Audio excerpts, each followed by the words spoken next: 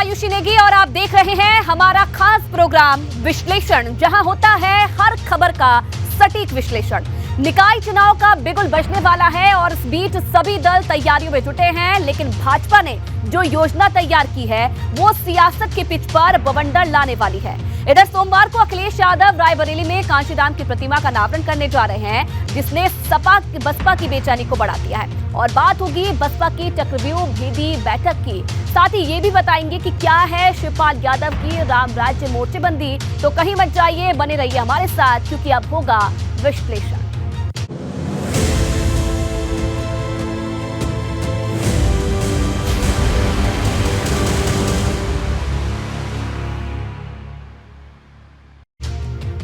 तो निकाय चुनाव में आरक्षण का नोटिफिकेशन जारी हो चुका है। हालांकि निकाय चुनाव की तारीख अभी तय नहीं है, लेकिन निकाय चुनाव को लेकर राजनीतिक गलियारों में सरगर्मी बढ़ी हुई है। निकाय चुनाव में जीत का रास्ता तैयार करने के लिए भाजपा दिग्गजों को मैदान में उतारने की योजना तैयार कर रही है। दरअसल भाजपा 7 अप्रैल से 9 अप्रैल के बीच सभी नगर निगमों में सामाजिक सम्मेलन करने जा रही है, जिसमें गृह मंत्री अमित शाह समेत केंद्र के कई मंत्री और राज्य सरकार के मंत्री शिरकत करेंगे। भाजपा की इस रणनीति ने विरोधियों की धड़कन को तेज कर दिया।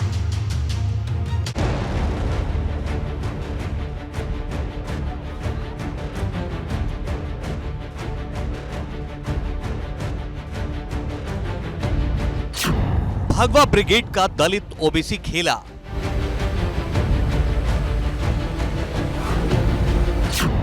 निकाय चुनाव के लिए बवंडर योजना। निगम विजय का सम्मेलन रूप।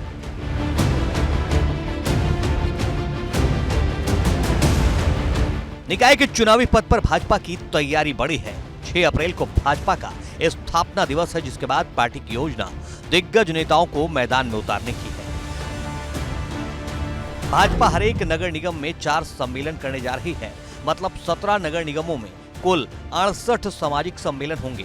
ये सभी कार्यक्रम 7 अप्रैल से 9 अप्रैल के बीच होंगे। इन सम्मेलनों में राज्य और केंद्र सरकार के मंत्री शामिल होंगे।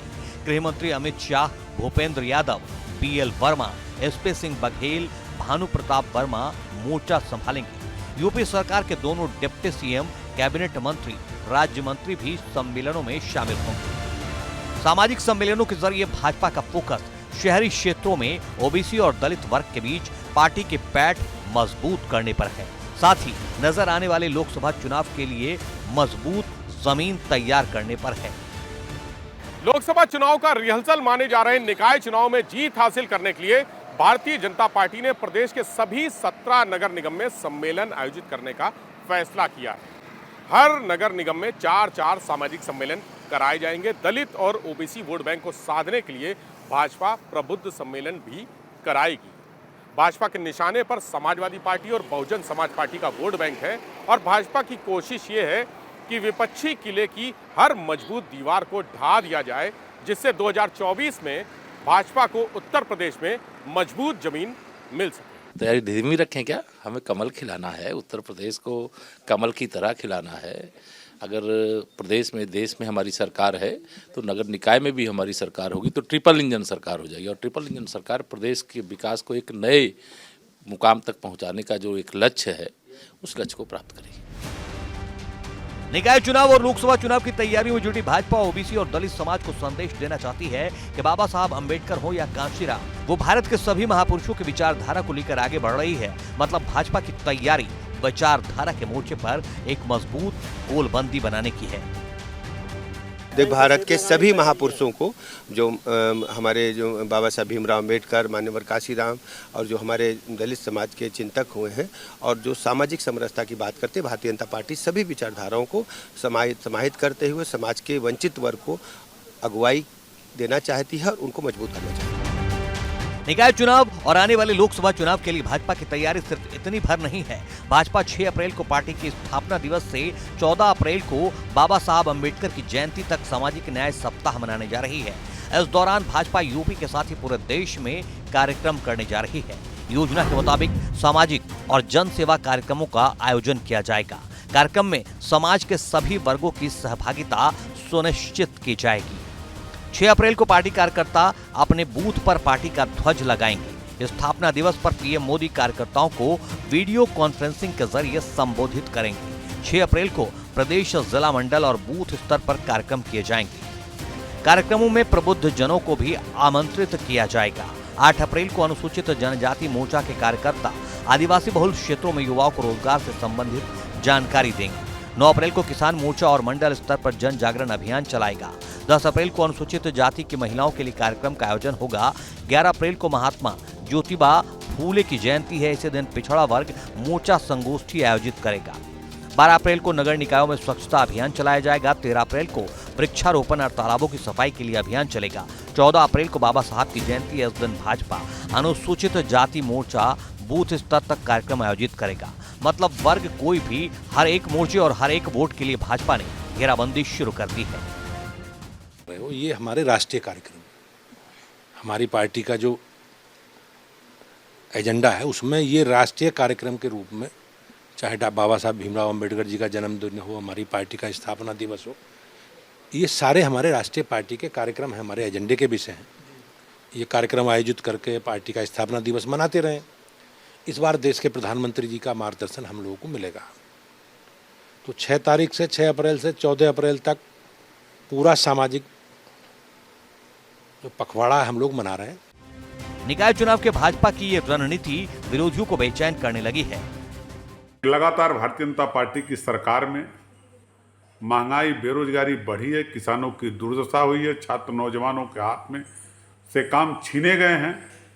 अब भारतीय जनता पार्टी को उत्तर प्रदेश की जनता समझ चुकी है और भारतीय जनता पार्टी को कहीं न कहीं डर सता रहा, इसीलिए बड़े पैमाने पर तैयारी करने में लगी। जाहिर है निकाय चुनाव हो या फिर आने वाले लोकसभा चुनाव, भाजपा कोई कोर कसर नहीं छोड़ना चाहती। लखनऊ से शैलेश अरोड़ा और अनुभव शुक्ला के साथ ब्यूरो रिपोर्ट, एबीपी गंगा। और अब बात कांशीराम के नाम पर माया अखिलेश के संग्राम की, तो समाजवादी पार्टी की बीते कुछ वक्त की रणनीति पर गौर करें तो हर कदम दलित समाज को साधने की ओर रहा है। और अब अखिलेश यादव रायबरेली में कांशीराम की प्रतिमा का अनावरण करके दलित समाज को एक नया संदेश देने जा रहे हैं, जिस पर बसपा बेचैन होती है। प्रतिमा के अनावरण पर मायावती ने चुभने वाला वार किया है।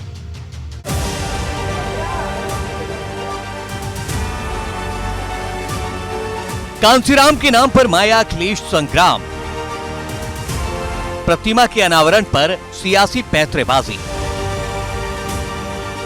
सोमवार को अखिलेश यादव रायबरेली के दौरे पर है। यहां स्वामी प्रसाद मौर्य के डिग्री कॉलेज में कांशीराम की प्रतिमा का अनावरण करेंगे, जिस पर अभी से सियासत का पारा बढ़ने लगा है। कांशीराम की प्रतिमा के अनावरण को लेकर बसपा अध्यक्ष मायावती ने अखिलेश यादव पर सीधा हमला बोला है। मायावती ने आरोप लगाया है, सपा की सरकार में कांशीराम के नाम पर बने जिले का नाम बदलकर कासगंज कर दिया गया। कांशीराम उर्दू फारसी विश्वविद्यालय का नाम बदलकर ख्वाजा मोइनुद्दीन चिश्ती उर्दू फारसी विश्वविद्यालय कर दिया गया। कांशीराम के देहांत पर सपा सरकार ने एक दिन का भी राजकीय शोक घोषित नहीं किया। सपा ने प्रमोशन में आरक्षण का विरोध किया। मायावती ने आरोप लगाया है, अब सपा सिर्फ वोट बैंक के लिए कांशीराम के नाम पर नाटकबाजी और पैंतरेबाजी कर रही है। जिस तरीके से अखिलेश यादव अब रायबरेली जा रहे हैं और कांशीराम की मूर्ति का अनावरण करने वाले, उसे लेकर बसपा सुप्रीमो मायावती ने बड़ा हमला बोला है। उन्होंने साफ तौर पर कहा है कि समाजवादी पार्टी किस तरीके से विद्वेषपूर्ण भावना रखती थी, चाहे डॉक्टर भीमराव अंबेडकर हो या फिर कांशीराम हो, ये सभी जानते हैं। बीजेपी ने भी इसे लेकर समाजवादी पार्टी पर हमला बोला है। दरअसल कांशीराम के नाम पर छिड़े सियासी संग्राम के पीछे असल लड़ाई दलित वोट बैंक की है, जिसे बसपा का वोट बैंक माना जाता है। और अब इस वोट बैंक को साधने के लिए समाजवादी पार्टी तेजी से कदम बढ़ा रही है। दलित समाज को साधने के लिए सपा बाबा साहिब वाहिनी का गठन कर चुकी है। रामजी लाल सुमन और अवधेश प्रसाद को जिम्मेदारी सौंपी गई है। बीते दिनों शूद्र सियासत के जरिए अखिलेश ने दलित अधिकारों को लेकर मोर्चा खोला था। और अब अखिलेश यादव कांशीराम की प्रतिमा का अनावरण करने जा रहे हैं, तो माना यही जा रहा है कि अखिलेश यादव की कोशिश दलित समाज को यह संदेश देने की है कि सपा कांशीराम और बाबा साहब अम्बेडकर के विचारों पर आगे बढ़ रही है। समाजवादी पार्टी को अब कांशीराम याद आ रहे हैं। दरअसल सोमवार को अखिलेश यादव रायबरेली जाएंगे, जहां वो बसपा के संस्थापक रहे कांशीराम की मूर्ति का अनावरण करेंगे। इसे समाजवादी पार्टी की बदली हुई रणनीति के तौर पर देखा जा रहा है। दरअसल 2024 के लोकसभा चुनाव और उससे पहले जो निकाय चुनाव होने हैं उसमें समाजवादी पार्टी ने दलित वोट बैंक और ओबीसी वोट बैंक पर अपना फोकस किया हुआ है।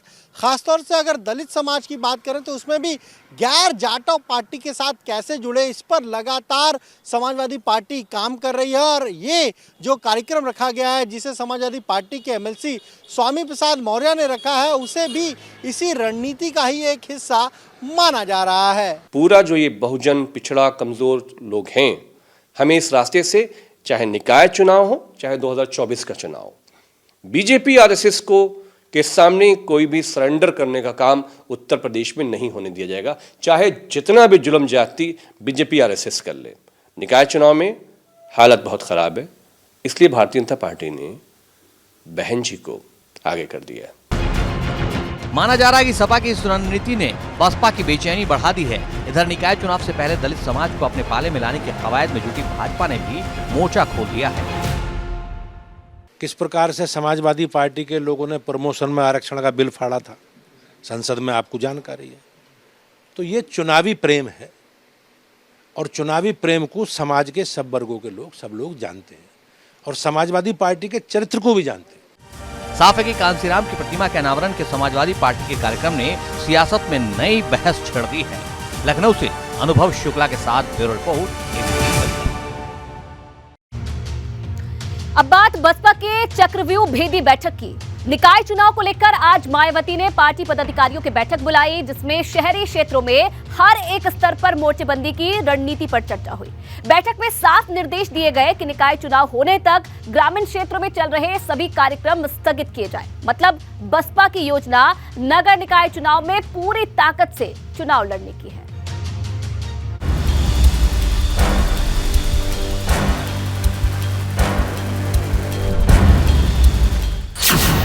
बहुजन सेना का चक्रव्यूह भेदी मंथन। निकाय चुनाव की बाहुबली तैयारी। शहरी क्षेत्रों में होने वाले स्थानीय चुनाव के लिए बसपा की रणनीति क्या होगी, एजेंडा क्या होगा, लक्ष्य क्या होगा, इन तमाम सवालों के बीच मायावती की अध्यक्षता में हुई बैठक के बाद बसपा ने साफ कर दिया है कि इस बार बहुजन सेना की तैयारी निकाय चुनाव में विरोधियों को हर मोर्चे पर मात देने की है। निकाय चुनाव में पूरी तरह फोकस करने के लिए मंडल स्तर, जिला स्तर और बूथ स्तर पर चलाए जा रहे तमाम कार्यक्रम स्थगित करने का फैसला किया गया है। इनमें सदस्यता अभियान, ग्रामीण स्तर पर कैडर की मजबूती से जुड़े कार्यक्रम शामिल हैं।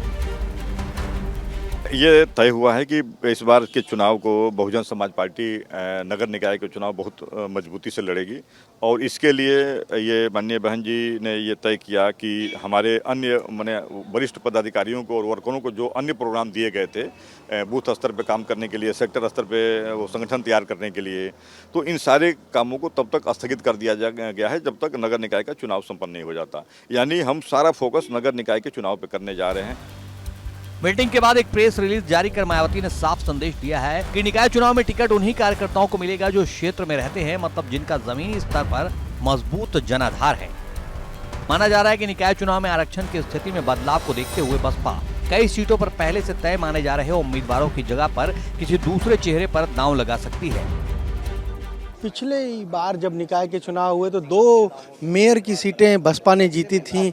इस बार कोशिश है कि ज़्यादा से ज़्यादा सीटें बीएसपी जीते, जिससे कि एक मैसेज जा सके जो यूपी की जनता है। 2024 के लोकसभा चुनाव से पहले बीएसपी ने अपनी चुनाव की तैयारी पहले ही शुरू कर दी, दिसंबर में जब अंतिम सूची आई थी, और उसके बाद बहुत जगह पर जो कैंडिडेट, संभावित कैंडिडेट कौन थे उनको भी पार्टी ने कह दिया था।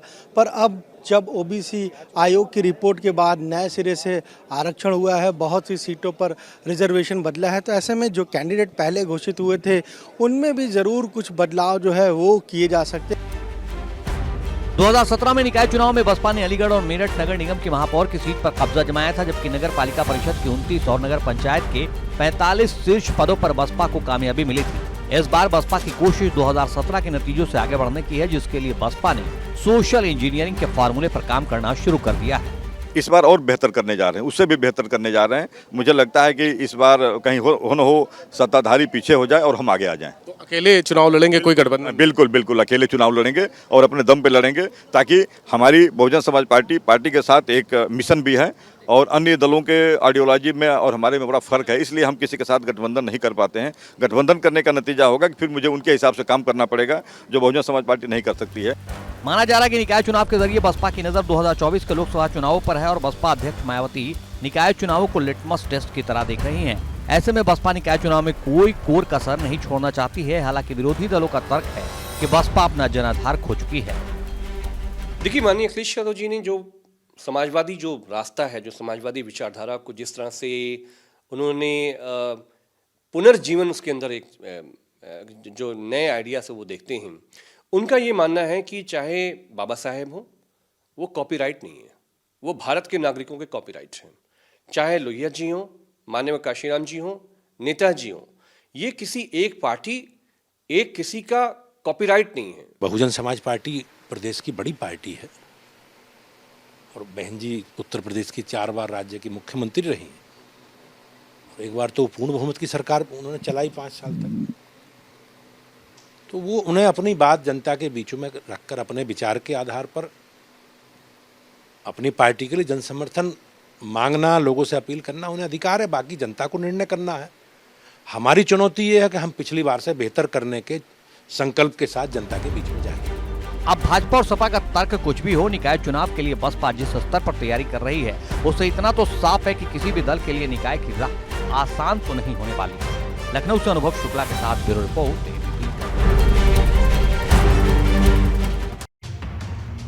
और अब बात शिवपाल यादव की राम राज्य मोर्चेबंदी की। दरअसल निकाय चुनाव से पहले शिवपाल यादव ने भाजपा हटाओ राम राज्य लाओ का नारा उछाला है, जिसे भगवान राम के नाम पर अपनी सियासत को विस्तार देने वाली भाजपा के खिलाफ सपा का नया हथियार माना जा रहा है।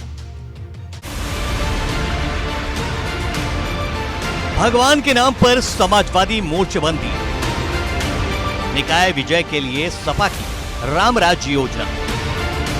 जब निकाय चुनाव का बिगुल बजने वाला है, सपा के राष्ट्रीय महासचिव शिवपाल यादव ने चुनावी सतह पर नया नारा उछाल दिया है, भाजपा हटाओ राम राज्य लाओ। जब देखिए समाजवादी विचारधारा और राम राज्य एक दूसरे के पूरक हैं, तो जब तक समाजवाद आएगा तभी राम राज्य। शिवपाल यादव का ये बयान बाराबंकी से आया है, जहां से भगवान राम की नगरी अयोध्या की दूरी 100 किलोमीटर से भी कम है। कहा जा रहा है कि भगवान राम के नाम पर अपनी सियासत को विस्तार देने वाले भाजपा के खिलाफ सपा ने राम राज्य के सिद्धांत को हथियार बनाने की तैयारी कर ली है, क्योंकि शिवपाल यादव के राम राज्य वाले बयान का सपा के प्रमुख राष्ट्रीय महासचिव रामगोपाल यादव ने भी समर्थन किया है। तो ये ऐसा राज्य है जिसमें कोई ऐसा नहीं है जो पिटा न हो, जिस पर सत्ता की हीट का, ताप का असर न हुआ, तो रामराज तो हो ही नहीं सकता। ये इसको हटाना ही पड़ेगा रामराज लाने के लिए।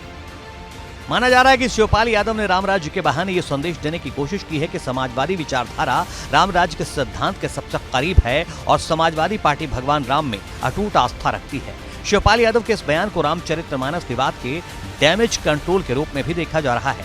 इस बीच अखिलेश यादव ने नगर निगमों में सफाई को लेकर मोर्चा खोल दिया है। जब कभी भी डेंगू होता है, डेंगू से अक्सर वहीं डेंगू ज़्यादा हुआ है जहां बीजेपी के चेयरमैन थे या बीजेपी के मेयर थे, और जो स्मार्ट सिटी का सपना दिखाया था, आखिरकार स्मार्ट सिटी का रूप क्या होगा, स्वरूप क्या होगा, वो भी आज तक सरकार नहीं बता पाई। तो इसलिए जनता इस अर्बन इलेक्शन में भारतीय जनता पार्टी को सबक सिखाएगी। मतलब निकाय चुनाव के लिए समाजवादी पार्टी की रणनीति बिल्कुल साफ है। महंगाई, बेरोजगारी, शहरी क्षेत्रों में सफाई के मुद्दे के साथ भाजपा के खिलाफ रामराज के नारे पर सपा धावा बोलने की तैयारी कर रही है। Bureau report, ABP Ganga. तो उमेश पाल हत्याकांड के गोलीबाज गुनहगारों की तलाश में पुलिस लगातार दबिश दे रही है। माफिया अतीक के करीबियों पर नजर रखी जा रही है और हर एक सुराग की पड़ताल की जा रही है। इसी कड़ी में पुलिस ने अतीक के नौकर को हिरासत में लिया है, जिससे पूछताछ में कई बड़े खुलासे हुए हैं।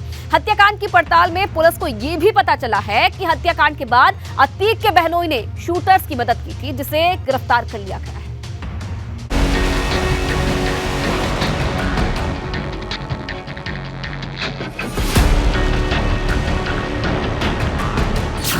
उमेश पाल हत्याकांड का मेरठ कनेक्शन। कानूनी चक्रव्यूह में साहब, बीवी और नौकर। उमेश पाल हत्याकांड में गोलीबाज गुनहगार फरार हैं, जिनकी तलाश में पुलिस हर एक सुराग की पड़ताल कर रही है और इस पड़ताल में जो खुलासा हुआ है उससे अतीक गैंग में हड़कंप मच गया है। एसटीएफ ने अतीक के नौकर शाहरुख को हिरासत में लिया है। शाहरुख को एसटीएफ ने शाइस्ता परवीन के परिजनों से मुलाकात की कोशिश के दौरान पकड़ा।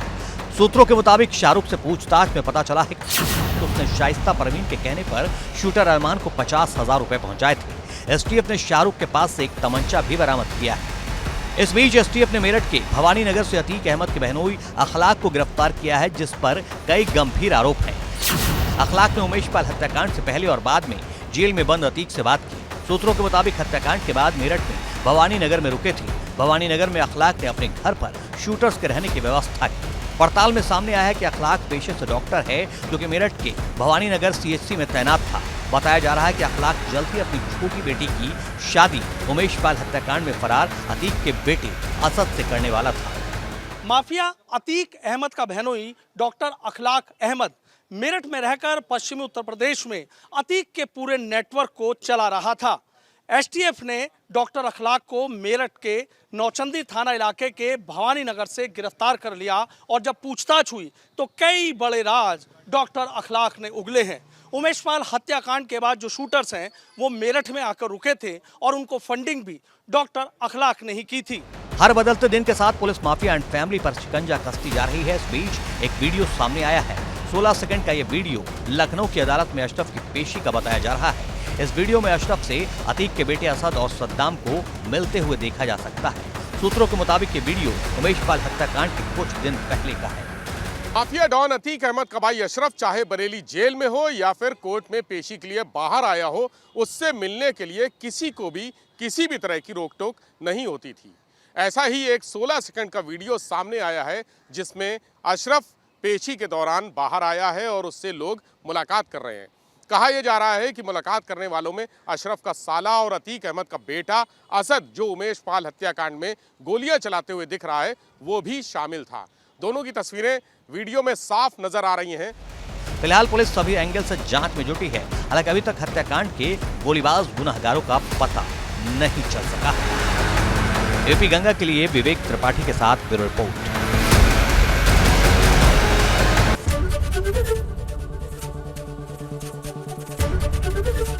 एबीपी गंगा, खबर आपकी, जुबान आपकी।